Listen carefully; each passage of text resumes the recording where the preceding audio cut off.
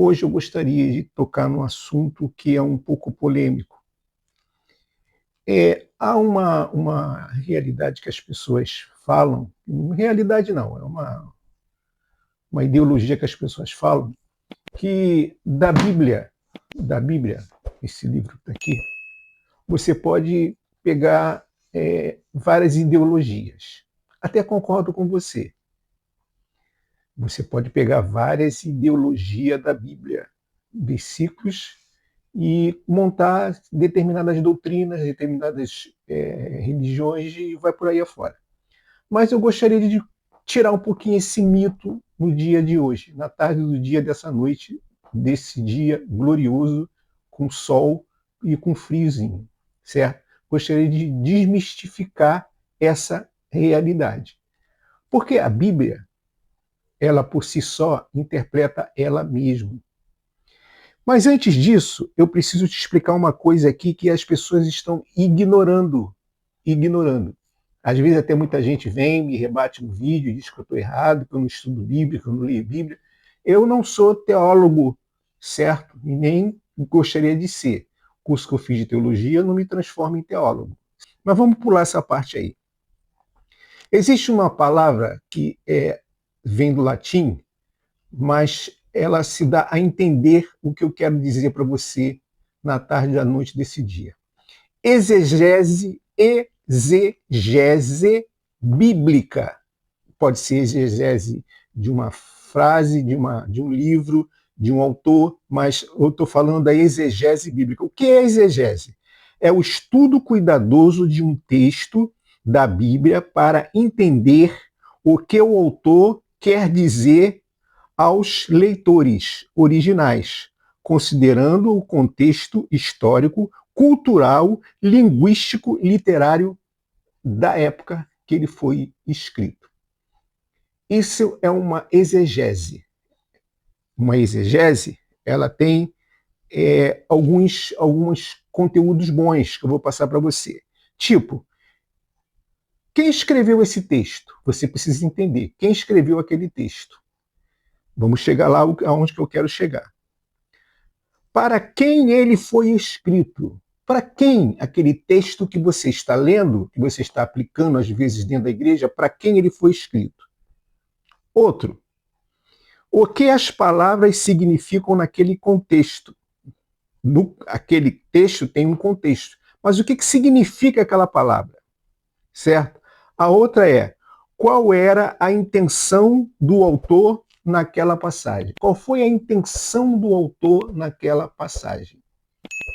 Para quem ele escreveu, por que foi escrito, para quem foi escrito e qual era a circunstância da época. Isso se chama exegese bíblica, interpretação de um texto. Então, o texto sem contexto é pretexto para heresia. O que eu quero dizer isso? Quando eu falei sobre o dízimo, alguém trouxe um versículo até interessante, que a pessoa não usou uma exegese bíblica dentro desse contexto. Quando Jesus estava falando com os fariseus, ainda estava na época da lei. A lei foi quebrada lá na cruz do Calvário. Jesus, nesse texto aqui, ele não está falando com os evangélicos, ele está falando com os religiosos da época, aqueles que guardavam a lei. Aí ele disse, ai de vós, escribas e fariseus, hipócritas, porque dais dízimos da hortelã, do endro e do cominho e dos temperos, certo?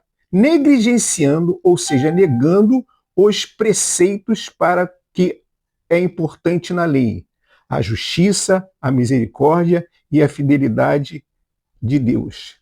Devis, porém, fazer estas coisas sem omitir a outra. Primeiro, Jesus não está mandando ninguém dizimar. Ele está dizendo que os fariseus eram verdadeiros hipócritas. Então, a primeira pergunta que eu faço era para quê?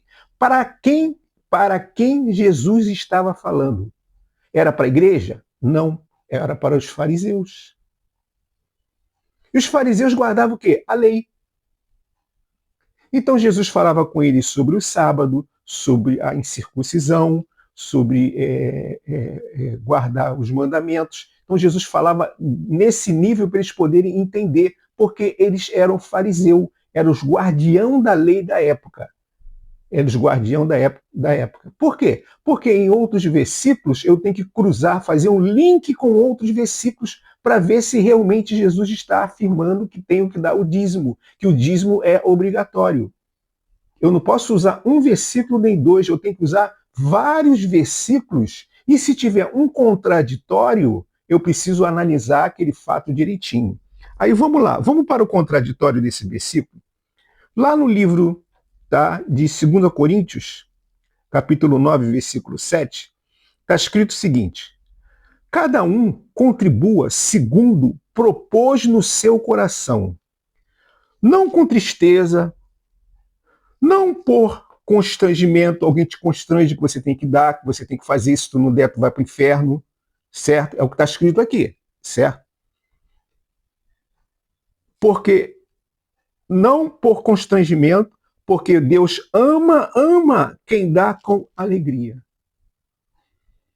Então, na verdade, aí diz o seguinte: e Deus é poderoso, olha só que coisa linda, e Deus é poderoso para fazer abundar em vós toda a graça, a fim de que, tendo sempre em tudo o suficiente, e abundeis em toda boa obra. Aquilo que estava escrito no Antigo Testamento, que Deus faria prosperar, ele está falando aqui agora que você vai prosperar à medida que você ofertar segundo o teu coração. Já está falando de oferta, não está falando de dízimo.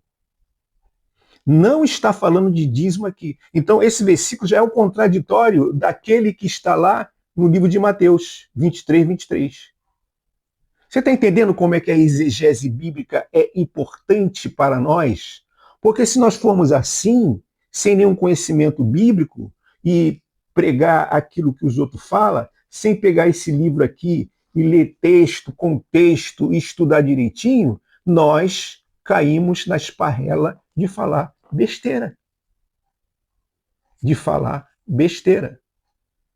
Quando nós falamos, eu vou pegar mais sobre o dízimo. Quando nós falamos que o dízimo é lei, em nenhum ponto você vê, em livro de Atos Apóstolos, capítulo 2, versículo 1 ao 7, não diz que é dízimo. Diz que eles distribuíam as suas ofertas e ajudavam uns aos outros. Não está falando de dízimo. Jesus não mandou dar dízimo. Se tu pegar esse versículo aqui isolado, Mateus 23, 23, para dizer que Jesus está apoiando o dízimo, você não entendeu exegese bíblica, a interpretação do texto. E não é aquela falácia de cada um interpreta de uma forma negativa. Um texto tem que ser confirmado no outro texto. Um texto tem que ser confirmado em outro texto, ou vários textos, e também em contexto. Senão, nós viramos um bagunção. Cada um interpreta da forma que quiser. Certo? Então, quando ele fala aqui agora, ei, pessoal, apóstolo Paulo está falando, o problema é o seguinte: ninguém dá por constrangimento, ninguém dá por medo. E o que eles fazem hoje em dia na igreja, eles te amedrontam, dizendo que se você dizimar, você não vai para o céu. Isso é mentira, e está escrito aqui claramente. Apóstolo Pedro, apóstolo Paulo, Tiago, Tomé, Bartolomeu, Judas, ninguém mandou dizimar. Ninguém mandou dizimar. Mandou ofertar e fazer caridade. Caridade é a ação do amor. Quando você tem amor, você tem a caridade, que é o amor praticado. Certo? Então, entenda bem, às vezes, as besteiras que muitos cristãos estão fazendo.